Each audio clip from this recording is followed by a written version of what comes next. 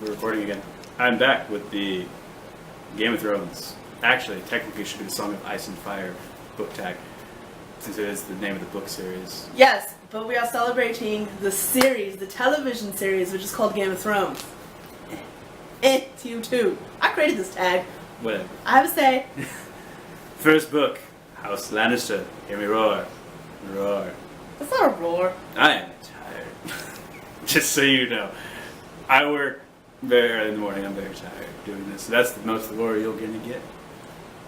A super hyped book you originally loved, but upon a reread realized wasn't very good at all.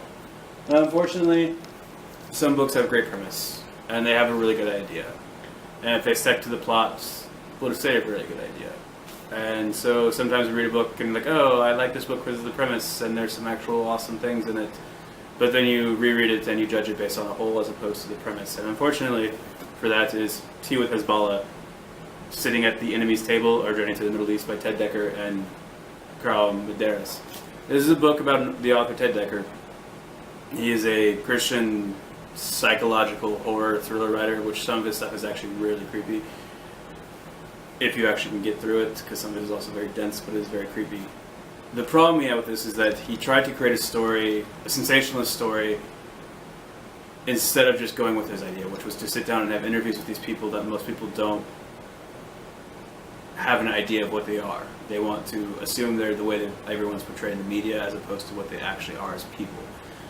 And he brought the question of Jesus being a prophet in so many different religions. His main thing was to love your enemies, and he wanted to pose this question to this three main messianic religions, which is Christianity, Judaism, and Islam, of are we loving our neighbor? It's a good premise, a good idea to try and bring people together, but the things that he intersperses with his anecdotes and things just kind of, they take away from what could have been a really good book, and unfortunately it is very disappointing. Moving on, number 2, House Stark. Winter is coming. Jon Snow. My most anticipated book release for 2016. 2 of these books have already came out in 2016. I love Garth Ennis. I love The Punisher. I love Marvel Max series for the most part. And so the first 2 are Punisher Volume 1 and 2 by Garth Ennis. The other 2 will not be, I don't believe, have Garth Ennis because he stopped after the end of Volume 2. It was the end of his run. But this series as a whole is amazing. And I'm so ready for Volume 4 and 5, or Volume 3 and 4. Mainly 1, they get longer with every single one. Like, you can see that the second one is actually bigger than the first one. That second one is bigger than the first one, if I put these in the correct order. But it's just, The Punisher is such a great story. It's a great storytelling medium for someone that is a hero, but not in a traditional way. And with Max, they were able to get away with a lot more. So I'm looking forward to getting the rest. Because you know what? I had posed the question to the book where I said, if you could say anything could be improved in book 1, or in volume 1, what would you think it be? And she said it needed to be more gory, and when she finally reads volume 2, she realized it's a lot more gory, and it just gets more gory as it goes on. So, Punisher Max Complete Collection Volume 3 and 4 will be my most anticipated book releases for 2016. Those are really heavy. Volume 3, number 3, House Targaryen, Fire and Blood. A book that you felt slayed, great plot, characters, action, etc. And I cannot go on enough about this British man and how good he writes and how he is one of the best authors of all time, Neil Gaiman's American Gods. Soon to be a show on Starz, which I'm so ready for. This is a great book. It has mythology, it has action, it has mystery, it has thriller, it has everything you could hope for in a book, and it's written by a masterful storyteller. And I cannot say enough about how good of an author Neil Gaiman is, and I highly recommend this book to anyone that is interested at all in fantasy, or modern fantasy, because it takes place in modern day, modern fantasy and mythology, or just wants a really good story. Neil Gaiman's American Gods. House Baratheon, Oz the Fury. A book with a cliffhanger ending that pissed you off. I can't really say this pissed me off so much, or that it is a cliffhanger. This was actually in my first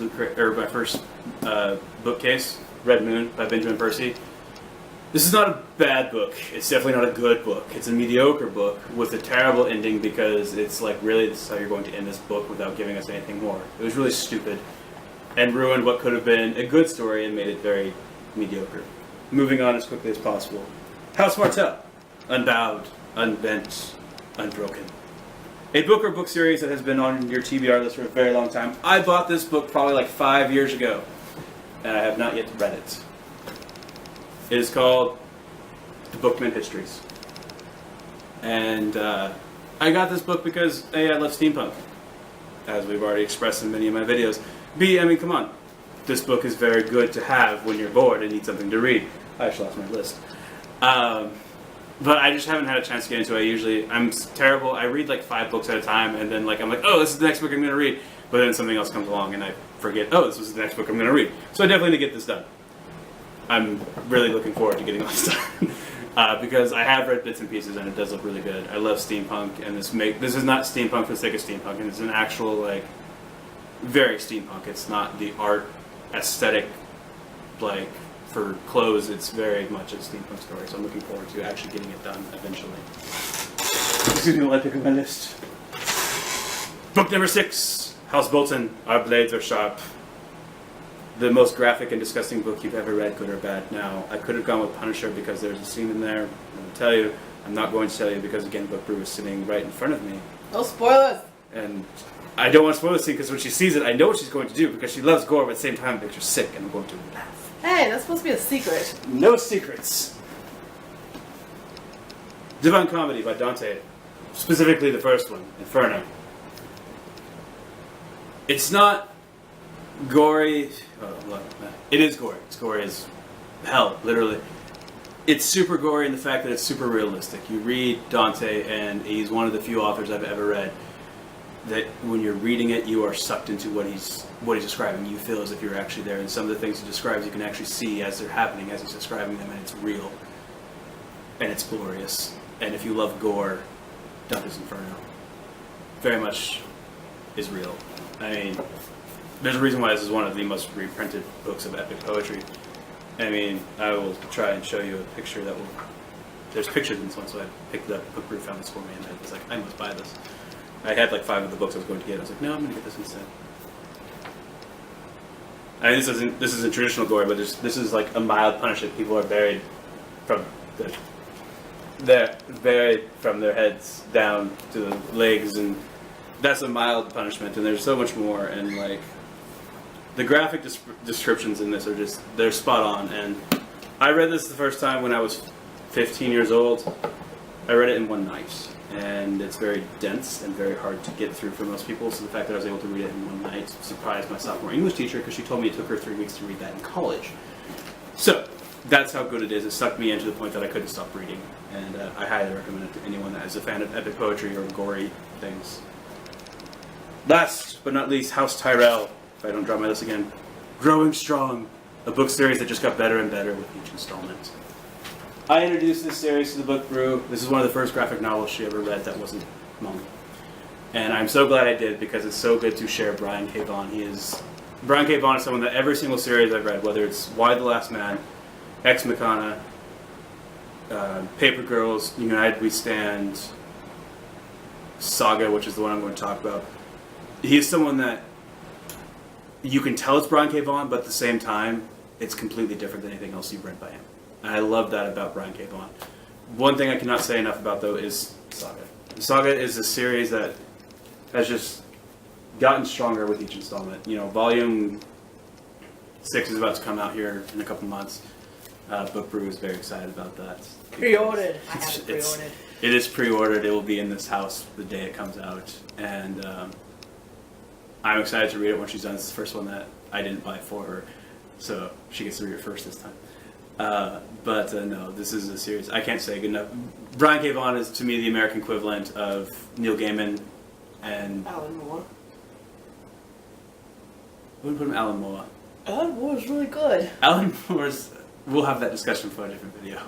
I love Alan Moore. Don't get me wrong, but Alan Moore can be. Alan Moore's a very strange person in real life. British. Anyway, well, that is digressing from the topic.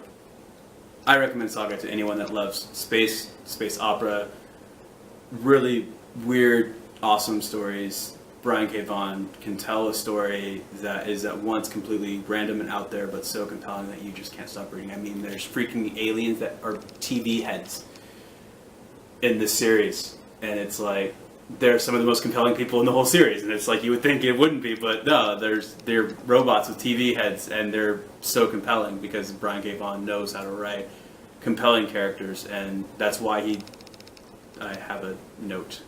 Don't forget to give credit to Fiona Staples. She actually brings it to life. Getting there. Get there fast. Brian K. Vaughan, the reason why he's not only done graphic novels, but he also works in TV is because, and the shows that he's worked on have been really well done, is because he understands how to write compelling story. And it's true.